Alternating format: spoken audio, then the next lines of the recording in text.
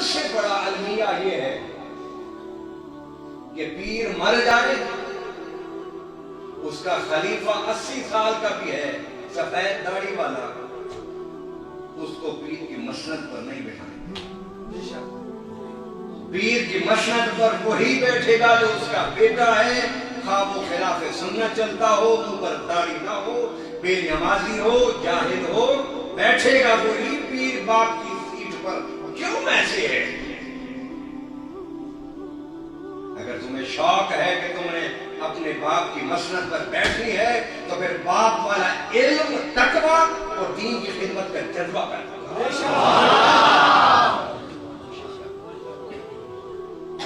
میں یہ نہیں سمجھتا کہ جو اپنے یتیموں پر اپنے جاہل بچوں کو بٹھا کے گئے ان کے ساتھ قبر میں کیا ہو رہا ہوگا، مگر میں یہ چاہتا ہوں کہ رب مجھ سے نہ پوچھے کہ تو اپنی سیٹ پر جاہل اور بے دین بچوں کو کیوں بٹھا کر رہے۔